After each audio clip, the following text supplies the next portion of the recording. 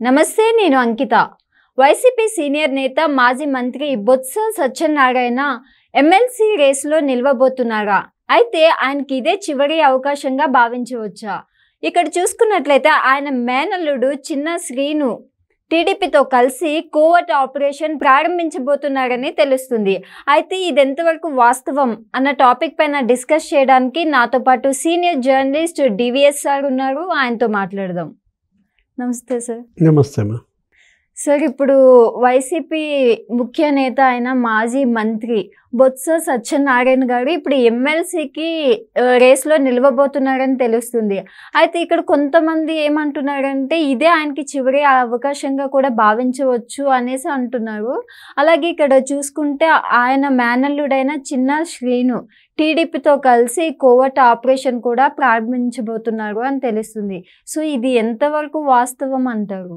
బొత్స సత్యనారాయణని బలి పెట్టడానికే ఇప్పుడు ఎమ్మెల్సీగా అభ్యర్థిగా జగన్మోహన్ రెడ్డి ప్రకటించాడు. ఇవాళ ఈ వయసులో మరి ఇన్ని పదవులు చేసి ఇక వార్ధక్యంలో ఆయన మరి ఈ ఎమ్మెల్సీ గండం గట్టెక్కుతాడా లేదా? ఎందుకంటే వెన్నుపోట్లు.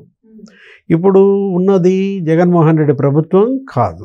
ముఖ్యమంత్రిగా చంద్రబాబు ఉన్నప్పుడు మొన్న అసెంబ్లీ ఎన్నికల్లో ఘోర పరాజయం. ఈయన చీపురుపల్లిలో ఓడిపోయాడు.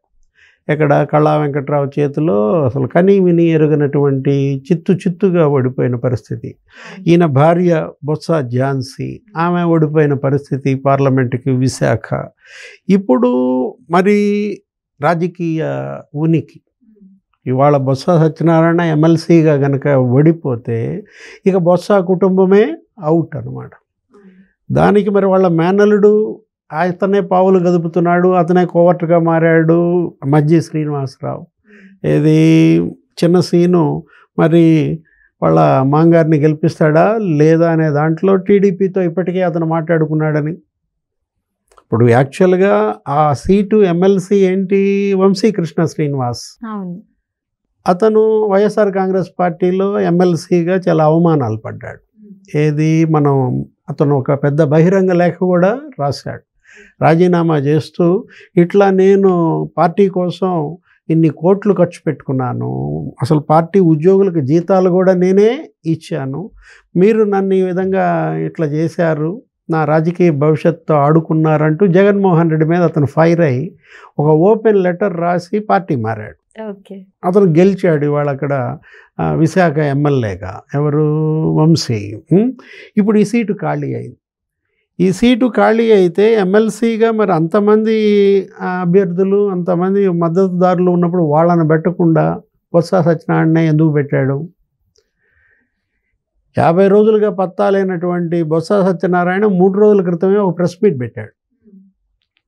ఏంటి ఆ ప్రెస్ మీట్లో? డ్రగ్స్ కంటైనర్ ఏమైంది ఏంటి? ఎప్పుడో 4 నెలల క్రితం పట్టుకున్నారు డ్రగ్స్.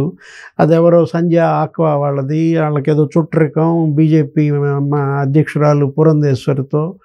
అది ముందు తేల్చండి. దానిపైన ఎవరిని అడుగుతాడు బొత్స సత్యనారాయణ? కేంద్ర ప్రభుత్వాన్ని అడగాల్సింది, రాష్ట్ర ప్రభుత్వంతో మాట్లాడుతూ ఉంటాడు. లేకపోతే అక్కడ గెలిచిన ఎంపీలు లోక్సభలో ప్రశ్నించమంటాడు. ఇది జరిగి 4 నెలలు అయింది. ఏది ఆ డ్రగ్స్ కంటైనరు సిబిఐ అది చూస్తోంది. మొత్తం వాళ్ళు వెళ్ళారు, బ్రెజిల్కి వెళ్తున్నారు, జర్మనీ వెళ్తున్నారు. ఎక్కడ అది వచ్చింది ఏంటి, దాని వెనక ఎవరున్నది? ఈ లోపు ఎలక్షన్ వచ్చింది. ఎలక్షన్ కోడ్ వచ్చేసిన దాంట్లో అందరూ ఆ ఎన్నికల కార్యక్రమంలో ఉన్నారు. కొత్త ప్రభుత్వం నరేంద్ర మోడీ ఏర్పడి ప్రధానిగా ఎన్ని రోజులైంది? ఇక్కడ ముఖ్యమంత్రిగా చంద్రబాబు ప్రమాణ స్వీకారం చేసి ఎన్ని రోజులైంది? 50 రోజులు, ఇంకా 2 నెలలు కాలేదు. ఈయన వెంటనే ఆ డ్రగ్స్ కంటైనరు దాని మీద ప్రెస్ మీట్ పెట్టాడంటే ఎవరిని ఫిక్స్ చేద్దామని?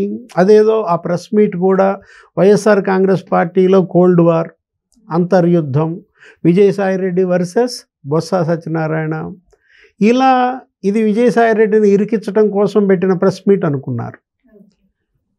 ఆ ప్రెస్ మీట్ ఎఫెక్టే ఇవాళ ఎమ్మెల్సీగా బొత్స ప్రకటన.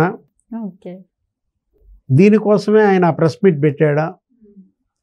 ఎందుకంటే ఇవాళ బొత్స సత్యనారాయణ ఎమ్మెల్సీగా గెలవగలడా? గెలుస్తాడు. ఎందుకని? అక్కడ ఉన్న బలం ప్రకారం చూస్తే ఇప్పుడు వాళ్ళకి స్థానిక సంస్థల్లో 850 ఏమో ఉన్నాయి అనుకో ఓట్లు. తెలుగుదేశం పార్టీ ఈ మద్దతుదారులు కూటమి జనసేన వీళ్ళకి ఎంత ఉంటాయో 250 ఉంటాయి. కంప్లీట్గా ఇప్పుడు అందరూ మారిపోతున్నారు. ఏది కౌన్సిలర్లు, సర్పంచ్లు, ఎంపీటీసీలు, జడ్పీటీసీలు గంప గుత్తగా వైసీపీకి రాజీనామాలు చేసేసి తెలుగుదేశం పార్టీలో చేరుతున్నారు, జనసేనలో చేరుతున్నారు. కూటమిలో ఇన్ని ఫిరాయింపులు పెరిగిన నేపథ్యంలో ప్రతి నగరంలో ప్రతి పట్టణంలో జరుగుతుంది. కుప్పంలో కూడా మొన్న చూసాం. ఏంటి, మొత్తం కౌన్సిలర్లంతా వైసీపీ వాళ్ళు తెలుగుదేశంలో చేరిపోయారు. అక్కడ శ్రీకాంత్ ఆధ్వర్యంలో, కంచెర్ల శ్రీకాంత్ ఆధ్వర్యంలో, చంద్రబాబు సమక్షంలో వాళ్ళంతా తెలుగుదేశంలో చేరారు. ఏది, ఆ భరత్ అనుచరులు, పెద్దిరెడ్డి ఎవరైతే పెంచి పోషించారు కుప్పంలో. మొత్తం రాష్ట్ర వ్యాప్తంగా లోకల్ బాడీస్లో ఎక్కడ చూసినా ప్రతి నగరంలో, ప్రతి పట్టణంలో, ప్రతి మండలంలో కౌన్సిలర్లు, వార్డు మెంబర్లు, ఎంపీటీసీలు, జడ్పీటీసీలు పార్టీ మారుతున్నారు. ఇప్పుడు ఇక్కడ కూడా అదే జరుగుతుంది. రేపు ఎన్నికల్లో కూడా ఎక్కడ, విశాఖపట్నం, ఇప్పుడు ఈ ఎమ్మెల్సీ ఏముంది, ఇప్పుడు ఇందుట్లో ఇప్పుడు ఎంత తేడా ఉంది ఈ ఇద్దరి మధ్య. రేపు తెలుగుదేశం అభ్యర్థి, వైఎస్ఆర్ కాంగ్రెస్ పార్టీ అభ్యర్థి మధ్య తేడా ఆ 400 ఓట్లలో ఓ 250 మంది అటు మారారనుకోండి. ఇంకా బొత్స బలి. అదే కాదు, ఇప్పుడు అసలు ఇతన్ని గెలవనిస్తారా? ఏ ఏ శక్తులు బొత్స గెలుపును అడ్డుకునే అవకాశం ఉంది? మొదటి కోవర్టుగా చిన్నసీను అంటున్నారు.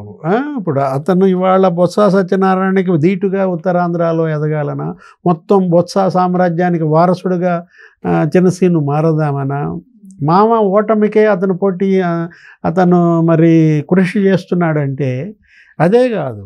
ఒకవేళ బొత్స గెలిచాడు అనుకో, కౌన్సిల్లో గెలిచినట్లయితే అతనే వైఎస్ఆర్ కాంగ్రెస్ పార్టీ శాసన మండలి పక్ష నేత అవుతాడు.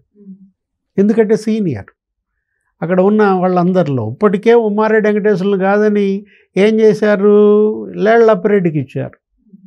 జగన్మోహన్ రెడ్డి లేళ్లప్పిరెడ్డికి శాసన మండలి లీడర్షిప్ ఇవ్వటం వల్ల క్యాబినెట్ ర్యాంక్ అతనికి వెళ్తుంది. ఇప్పుడు బొత్స సత్యనారాయణ కౌన్సిల్లో అడుగు పెడితే లేళ్లప్పిరెడ్డి ఆ పోస్ట్ పోతుంది. కాబట్టి లేళ్లప్పిరెడ్డి, చిన్నసీను కుమ్మక్కై బొత్సాని బలి తీసుకుంటున్నారా? బొత్స గెలుపుకి వీళ్ళు అసలు ఏమైనా దోహదం చేస్తారా అనుకుంటే అనేక గండాలు. ఈ గండాలన్నీ గట్టెక్కి బొత్స సత్యనారాయణ కౌన్సిల్లో అడుగు పెడితే మనుగడ. ఎందుకంటే ఇప్పుడు ఇవాళ ఆయన రాజకీయ జీవితం అది కూడా ఒక 25-30 ఏళ్ళుగా ఆయన రాజకీయాల్లో ఉన్న దీంట్లో ఏంటి, అటు లోక్సభ సభ్యుడిగా పనిచేశాడు బొబ్బిలి, ఆ తర్వాత అసెంబ్లీకి గెలిచాడు చీపురుపల్లి అనేక సార్లు, అటు భార్య కూడా ఎంపీగా గెలిచింది, నెక్స్ట్ ఆమె జడ్పీ చైర్మన్గా పనిచేశారు. విజయనగరం, విశాఖపట్నంలో వీళ్ళకి ఉత్తరాంధ్రలో బాగా గ్రిప్ ఉంది. 1000 కోట్లకి పడగెత్తిన పరిస్థితిలో ఇవాళ బొత్స సామ్రాజ్యం, మరి ఆయన యొక్క లిక్కర్ సిండికేట్, ఆయనకు ఉన్నటువంటి కంపెనీలు, ఆయనకు ఉన్నటువంటి అనేక లావాదేవీలు, అటు ఆర్థిక బలం ఇటు అంగబలం పుష్కలంగా ఉన్నటువంటి బొత్స సత్యనారాయణ ఒకప్పుడు అసలు నేనే ముఖ్యమంత్రిని అవుతానన్నాడు. ఆయన ఏంటి, అటు రాజశేఖర రెడ్డి క్యాబినెట్లో పనిచేశాడు మంత్రిగా, తర్వాత రోసయ్య, కిరణ్ క్యాబినెట్లో పనిచేసి కిరణ్ కుమార్ రెడ్డికే ఎసరు పెట్టేసి కిరణ్ తర్వాత ఇక తనే ముఖ్యమంత్రి అవ్వాలని అతని ప్రయత్నాలు మనం చూసాం. పిసిసి అధ్యక్షుడిగా పనిచేసినాడు. మరి ఇప్పుడు జగన్మోహన్ రెడ్డి దగ్గర చేతులను కట్టుకుని నుంచోవాల్సిన పరిస్థితి. షర్మిల కూడా తిట్టింది అంతకుముందు ఇదే బొత్స సత్యనారాయణ మా నాన్న మీద మా అమ్మ మీద అసభ్యంగా మాట్లాడాడు. రాజశేఖర్ రెడ్డిని ఉద్దేశించి మరి బొత్స సత్యనారాయణ కామెంట్స్ అందరికీ గుర్తున్నాయి. ఏంటి, మీ నాన్న బ్రాందీ ముట్టకుండా ఏ రోజన్నా నిద్రపోయాడా అని అడిగాడు. మీరా మద్యపానం గురించి వీటి గురించి మాట్లాడేది, లిక్కర్ సిండికేట్ అని నన్ను ఎగతాళి చేసేది అంటూ రాజశేఖర్ రెడ్డి బ్రాందీ ముట్టకుండా ఒకరోజన్నా ఉన్నాడా అన్న మాటలు.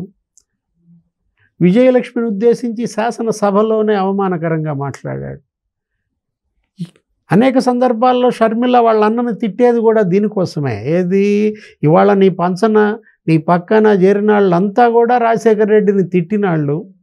నువ్వు రాజశేఖర రెడ్డి ఎలా క్లెయిమ్ చేసుకుంటావు, ఎలా నువ్వు వైఎస్ఆర్ వారసుడిగా చెప్పుకుంటావు, నువ్వు అసలు రాజశేఖర రెడ్డి వారసుడివే కాదని ఆమె తిట్టేది వీళ్ళను ఉద్దేశించే. బొత్స సత్యనారాయణ కామెంట్స్, ధర్మాన ప్రసాదరావు కామెంట్స్, వీళ్ళెవరూ కూడా వైఎస్ కుటుంబానికి విధేయులు కారు అనేది షర్మిల. అందుకే ఇప్పుడు వైఎస్ అభిమానులంతా బొత్స సత్యనారాయణకి అక్కడ మరి ఈ అభ్యర్థిత్వం ప్రకటించినందుకు తెలుగుదేశంతో చేరతారా, జనసేనతో చేరతారా?